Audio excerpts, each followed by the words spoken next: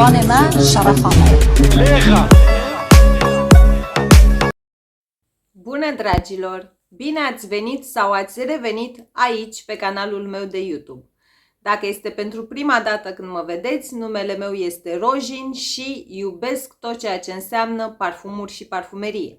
Dacă și voi sunteți în aceeași zonă de interes, v-aș mulțumi dacă ați apăsat butonelul de subscribe, implicit clopoțelul, pentru a primi notificare de fiecare dată când eu postez câte un videoclip nou. Abonarea și întregul conținut al acestui canal de YouTube este total gratuit. Nu vă costă nimic să vă abonați, nu vă costă nimic să îmi lăsați un like, nu vă costă nimic să-mi lăsați și mie un comentariu în secțiunea de comentarii. Apropo, din ce am înțeles eu, ajută foarte mult dacă un videoclip de pe YouTube are cât mai multe comentarii. Așadar, și un emoticon și un smiley face sau un angry face sau o inimioară sau orice vreți voi îmi este de ajutor. De obicei știți că eu postez un videoclip undeva marți-miercuri și un videoclip sâmbătă. Posibil vă întrebați ce caut eu astăzi, miercuri. Sper să reușesc să-l editez astăzi și să îl urc pe YouTube tot astăzi, da? Miercuri. Poate vă întrebați ce caut eu pe YouTube azi. Păi ce să vedeți, în acest videoclip v-am prezentat câteva din parfumurile Haifa. Da? Am vorbit puțin despre parfumurile inspirate de la Haifa. Și tot în acel videoclip v-am spus că sunt foarte curioasă de ADN-urile lor originale. Așadar, avem una bucată colet Haifa ce conține două parfumuri. Unde am pus cutterul? Da, se mai întâmplă. Bun. Așadar, din nou așadar, astăzi cred că am fixație cu așadar, deschidem coletul și vorbim puțin despre aceste parfumuri. Bun. Coletul vine așa ambalat, da?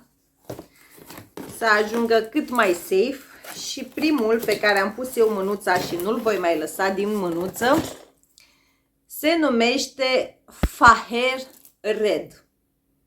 Vine în această cutiuță,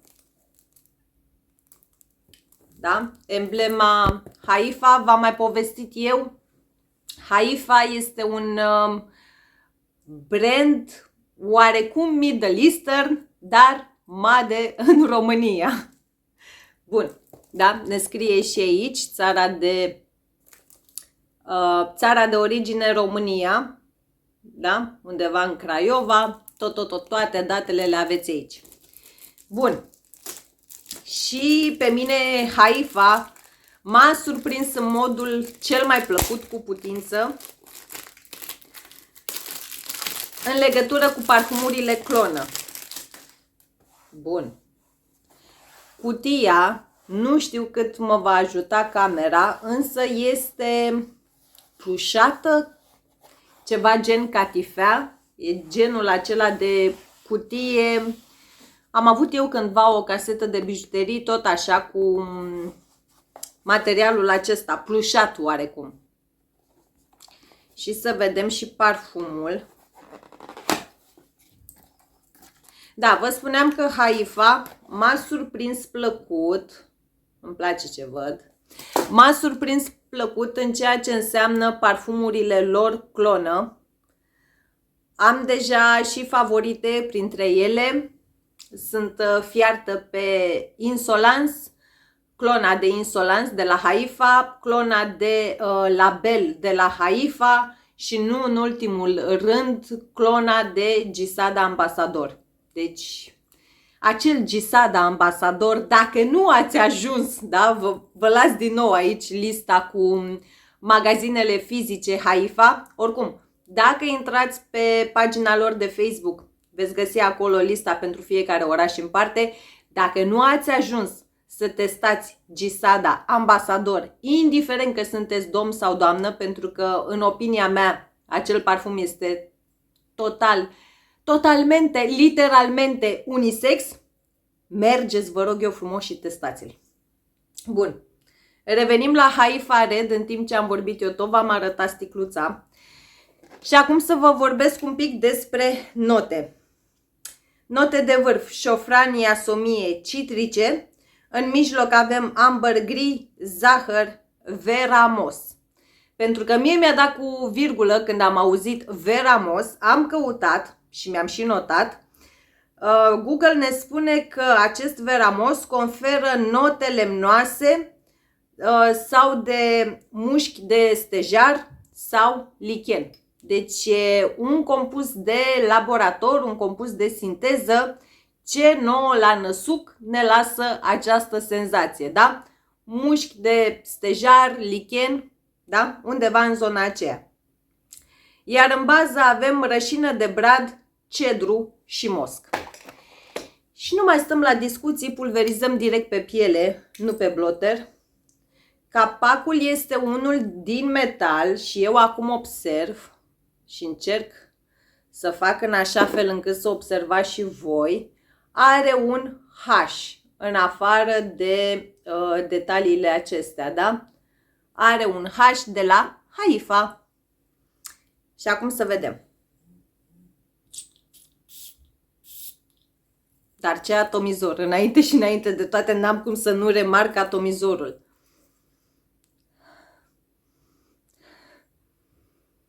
Bun. Este un parfum total unisex, cel puțin din deschidere, cel puțin în accepțiunea mea. Se deschide cu un șofran foarte frumos, cu ceva citrice, însă când spun citrice nu mergeți în zona lămâiei acelea astringente, da? În zona aromei de lămâie, de exemplu, întâlnită în produsele de curățenie pentru casă. Nu. Aici avem cu siguranță citrice îndulcite, da? Șofran, citrice îndulcite și oarecum un iz de baccarat rouge, da? Se resimte acel ADN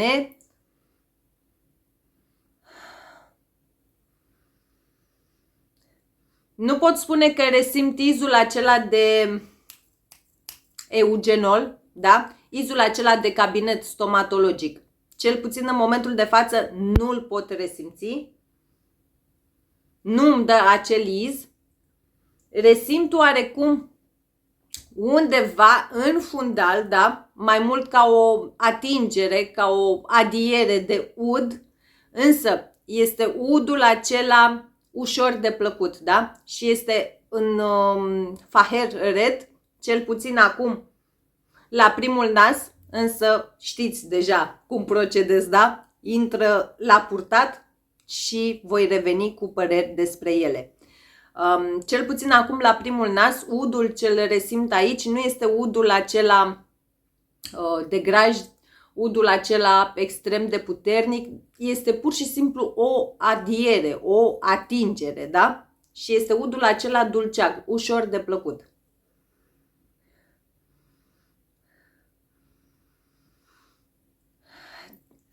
Pe măsură ce se usucă, devine din ce în ce mai lemnos și mi-a lăsat această fină peliculă uleioasă. Ceea ce mie îmi dă speranțe în sensul de performanțe. Știți că de obicei genul acesta de peliculă uleioasă, cel puțin pe mine, pe pielea mea, și dacă derulați, cum spun eu, înapoi, veți vedea treaba aceasta doar la parfumurile Ahmed Al Maghribi. Ei bine, Haifa Faher Red îmi lasă aceeași peliculă. Da? Nu pot spune că este fix o clonă sau fix un parfum inspirat de Baccarat Rouge. Este ca și cum ai lua 30% din ADN-ul de Baccarat Rouge, iar ceilalți, diferența de 70% este pur și simplu amprenta parfumierului, cum spun eu, da? Devine mai lemnos, este cald ambrat, da? În momentul de față așa resimt o aromă cald ambrată, lemnoasă. În continuare și pe măsură ce se dezvoltă, categoric, este un parfum unisex. Factorul Middle Eastern l-aș putea încadra undeva la 5% datorită acelei atingeri foarte, foarte fine de ud. Nu este un parfum de zi cu zi, adică eu una dacă aș lucra la un birou, la o corporație sau ceva de genul, cu siguranță n-aș întinde mâna către Faher Red să-l pulverizez înainte să plec la servici. Nu, categoric nu. La fel cum nu aș întinde mâna spre Faher Red să-l pulverizez atunci când merg la cumpărături. Nu, este un parfum elegant, este un parfum foarte, foarte select, da? Miroase pur și simplu, miroase foarte scump. Asta încerc de fapt să vă spun. E acea aromă luxoasă, e acea aromă categoric opulentă, miroase foarte scump. Și dacă sunt persoane în jurul dumneavoastră, fac paranteza asta ca să vă faceți o idee, cu toate că, din nou, pe acesta îl puteți testa la insulițele Haifa. Dacă sunt persoane în jurul dumneavoastră ce poartă, dau un exemplu, La Tafana Biet Rouge, da? Sau poartă, nu știu ce, X dupe, clonă, parfum inspirat de Baccarat și dumneavoastră purtați acest Haifa Faher Red, cu siguranță vă veți evidenția oarecum din acea mare de oameni ce poartă parfumuri inspirate de Baccarat. Pentru că în continuare atingerea aceea de ud, faptul că este mult mai lemnos, faptul că este mult mai cald ambrat, nu mă duce nici în zona lui Baccarat Rouge 540, nici în zona extractului, da? Și din nou, cel puțin pe pielea mea, chimia care o face acest Faher Red la primul nas, nu resimt acel iz de eugenol / iz de spital / iz de cabinet stomatologic, da?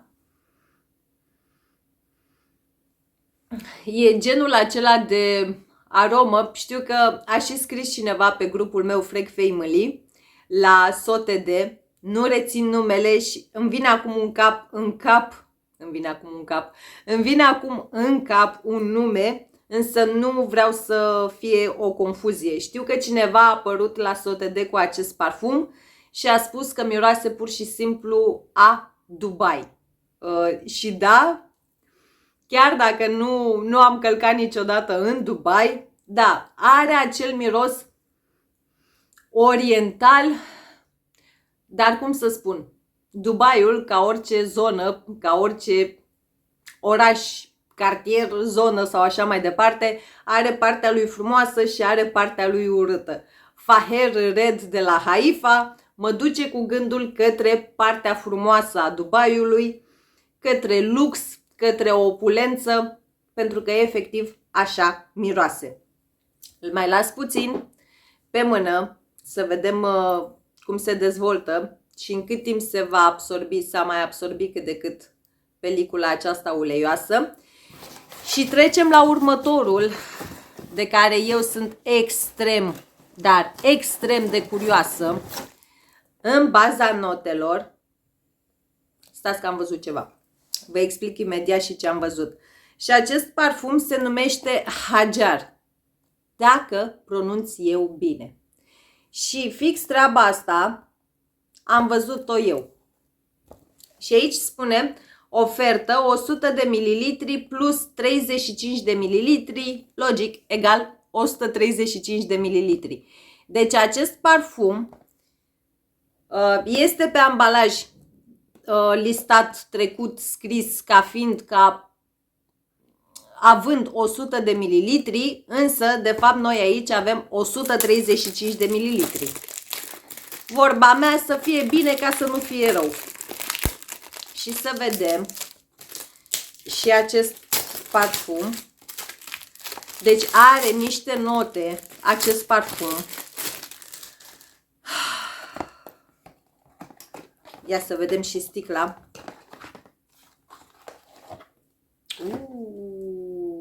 Verdele meu preferat.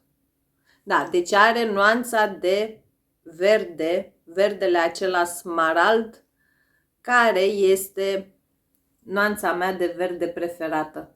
Și dacă observați, vine oarecum în degradez sau efectul acela ombră, iar capacul foarte greu, mult mai greu decât Faher Red, și am impresia că e genul acela de boboc de trandafir. Așa mă lasă pe mine cu impresia. Bun, bun. Haideți să vă spun notele. Note de vârf: bergamotă, mandarină, cardamom, șofran și whisky. În mijloc, ambră, tiramisu, iasomie, trandafir și patchouli. Iar în bază, cafea, cacao, vanilie, licheni, lemn de cedru și mosc. Și intenționat v-am accentuat oarecum notele ce mi-au atras mie atenția. Deci în momentul în care am văzut cardamom, whisky, tiramisu, cafea, cacao, am zis nu. Nu trebuie să te am. Și mai ales că el, deci dumneavoastră este ca și cum plătiți 100 de mililitri și primiți 135. Bun, înainte de toate, îmi cer scuze puțin, Faher Red, din nou vă spun, este extrem de puternic și am nevoie să simt foarte bine acest hajar.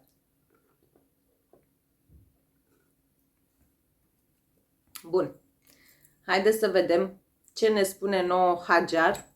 Dacă zic bine hajar, dacă nu, scrieți-mi și mie cum se pronunță hajar, da? Nici nu știu ce înseamnă.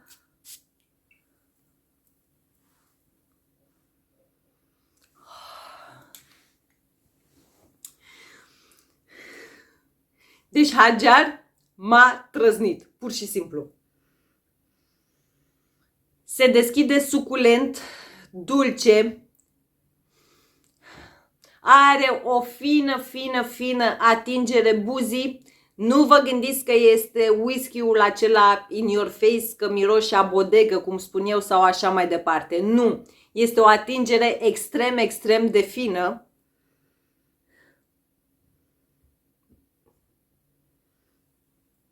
Trandafirul de aici este acel trandafir proaspăt, tânăr, nu este nimic copleșitor, nu este izul acela de trandafir bulgăresc, așa cum nu este nici izul acela de trandafir de dulceață. Nu, pur și simplu aroma mă duce cu gândul la trandafirul acela. O să încerc să vă inserez aici ca să înțelegeți ce văd eu, da? Cum e? Sinceră să fiu, când am citit notele, mi-am format cât de cât o idee, însă nu mă gândeam că are izul acesta. Jur. Deci nu mă gândeam că este exact așa cum îl percep eu. Cardamomul este, cum să spun eu, dozat în cantitatea potrivită, în limitele legii, da? Dacă nu sunteți în zona cardamomului, dacă vă deranjează nota de cardamom în alte parfumuri, ei bine, aici avem acel cardamom domolit, între ghilimele, da? Ca să vă fac să înțelegeți mai bine, știți că eu sunt fiartă pe cardamomul din Your Drugged, de la Emir Paris Corner. Ei bine, cardamomul din hajar este clasa 1, iar cardamomul din Your Drugged este deja la facultate. Ca să înțelegeți cam ce nivel de cardamom aveți în acest parfum. Bun, și acum începe magia. Începe magia în sensul că Resimt acel iz de fin produs de patiserie, dar nu vă gândiți la covrigăria de la colțul blocului, da? Dau un exemplu. Nu, este produsul acela de patiserie de lux, extrem de scump. Este ca și cum ai o plăcințică cu vanilie, iar lângă plăcințica aceasta, pe farfuria pe care ți este servită, ai și niște praline. Da? Deci pur și simplu e o combinație de praline de ciocolată cu o vanilie dintr-un produs de patiserie. Începe să se resimtă și cafeaua, dar din nou, nu mergeți cu gândul către o cafea cu lapte, latte macchiato, Irish coffee, cappuccino sau chestii de genul. Nu! Doamne, cum este... Bun. Îmi cer scuze o secundă, este extrem de puternic, eu tot îl inspir ca netoata, da? Și...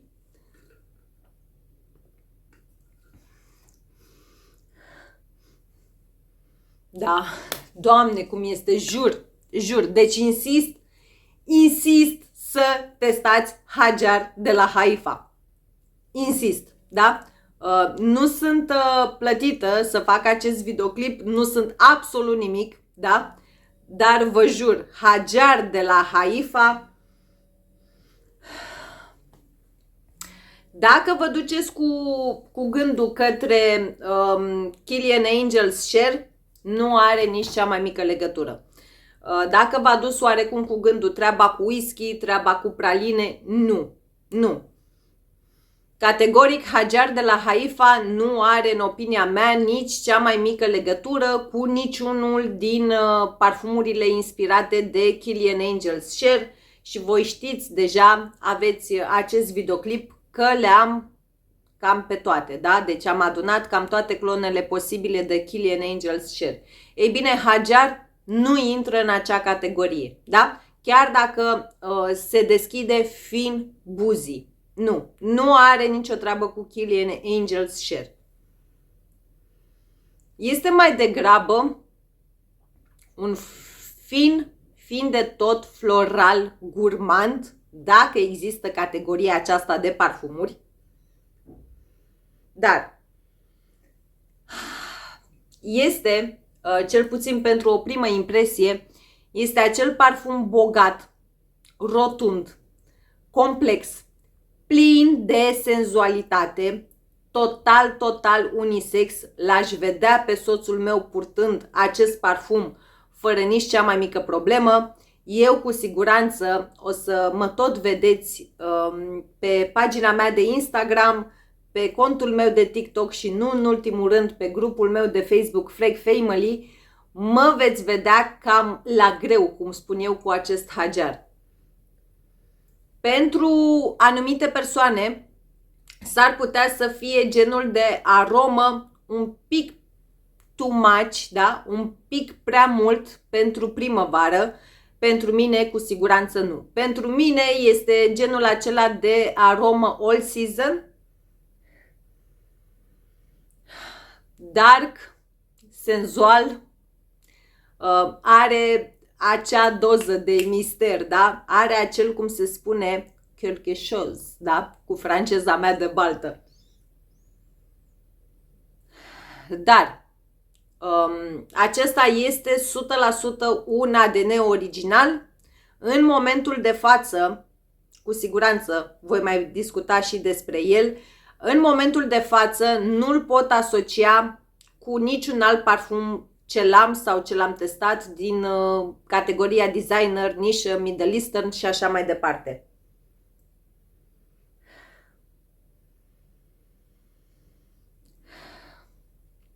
Trandafirul este foarte domolit, da? Nu este acela in your face.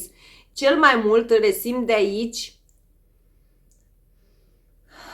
Începe să-și facă apariția și un fin iz de tiramisu.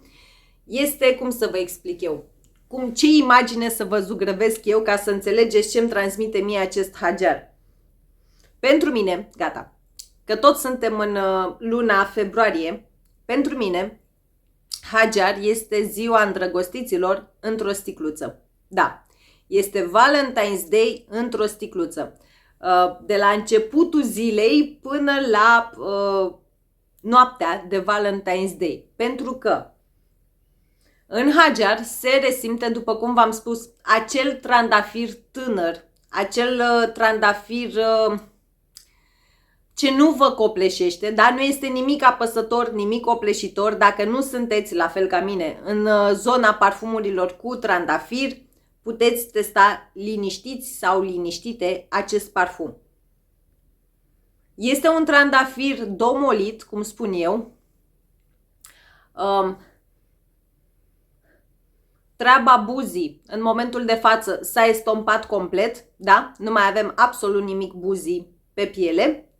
A fost decât o fină atingere în deschidere până undeva cam pe la mijloc, da? Cam până prin notele de mijloc am resimțit eu treaba aceea buzii.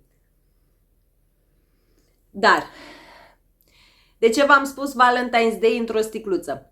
Avem acel trandafir, da? Care în general, cel puțin în tinerețe, pe timpul meu se oferea acel trandafir în momentul în care ajungeai la o întâlnire. Are și izul acela fin de whisky. Să spunem că cei doi, cuplul respectiv, ajung la un restaurant sau la un studio, cum se spune acum, că nu mai spunem terasă sau local sau nu, mergem la studio, în fine. Și domnul, chiar dacă pentru poate multe dintre noi ca doamne pare un pic cam deplasat, să zicem că domnul respectiv servește 50 de whisky, da? Cum se spune. Doamna servește o cafea tare, fără lapte, fără, da? Acel, cum îi spune? Espresso mic, da? Mic și strong. Cam așa e cafeaua din acest Hajar. Și domnul, pe lângă trandafirul acela, îi oferă doamnei și acea cutie cu praline.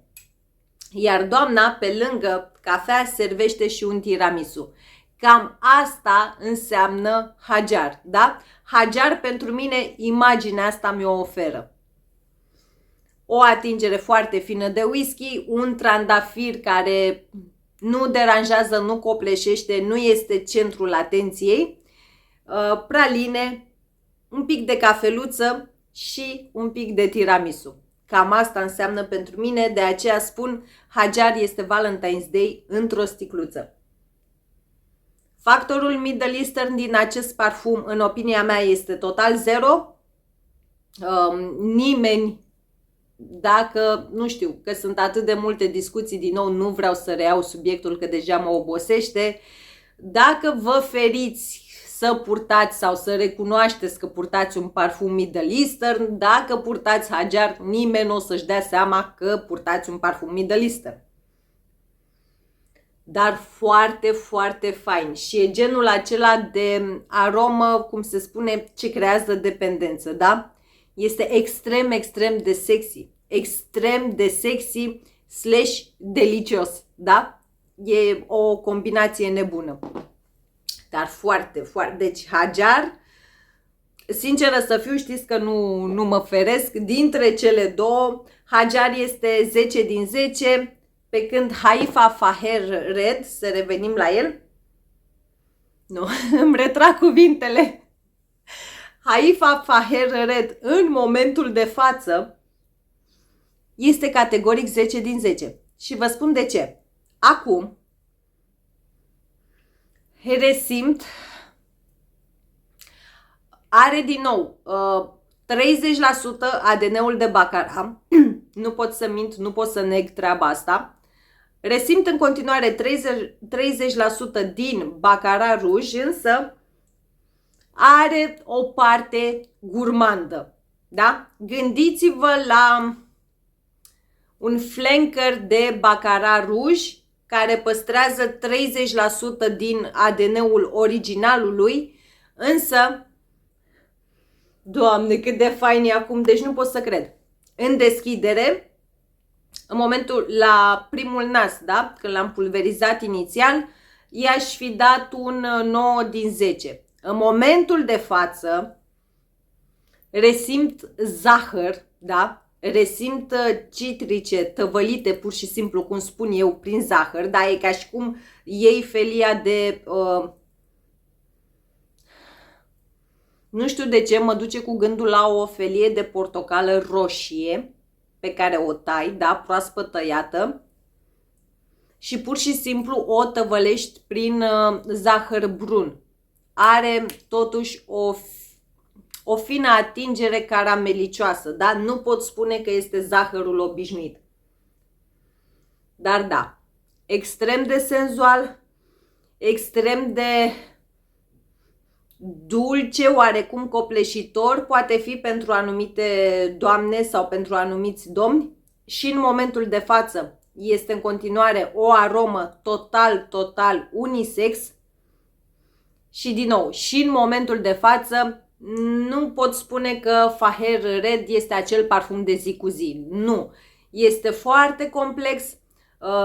Observ că se schimbă, da? Aroma se schimbă, nu este genul acela de aromă liniară de la un capăt la altul, cum este, de exemplu, Anna Abiet Rouge de la Latafa, pentru mine.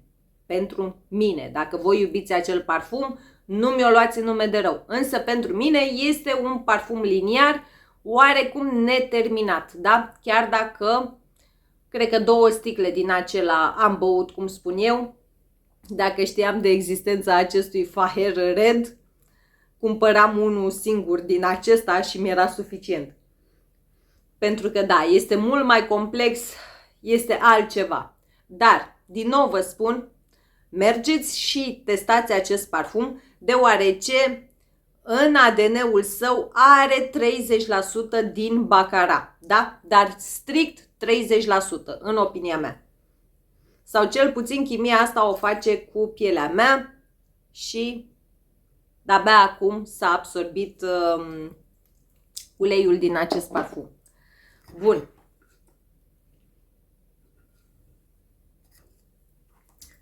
Revenind la Hajar, Doamne, în Hajar, în momentul de față, resimt o mulțime de praline, dar și o felie mare de tiramisu și o cană de cafea lângă. Hajar, în momentul de față, asta înseamnă, da? E genul acela de gurmand cu iz de cafea, dar foarte sexy. Nu este gurmandul acela obișnuit.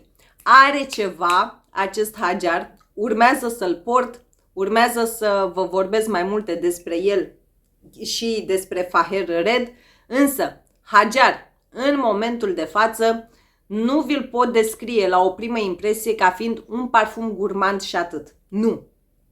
Hajar este gurmand, însă are niște fine apucături dark slash sexy, da?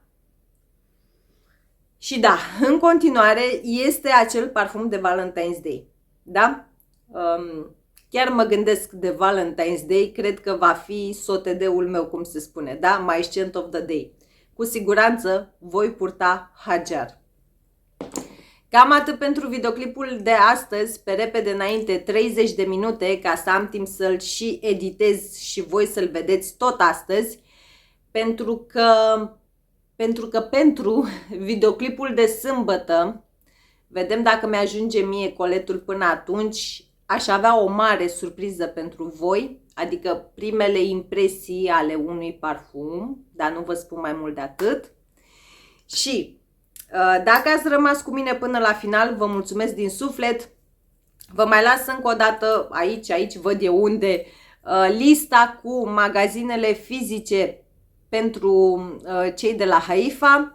Veți avea ca de obicei link în bara de descrieri pentru toate conturile mele, Instagram, TikTok, grupul meu Frec Family, dar nu în ultimul rând și pentru aceste, și îl țineam invers, și pentru aceste 2 parfumuri.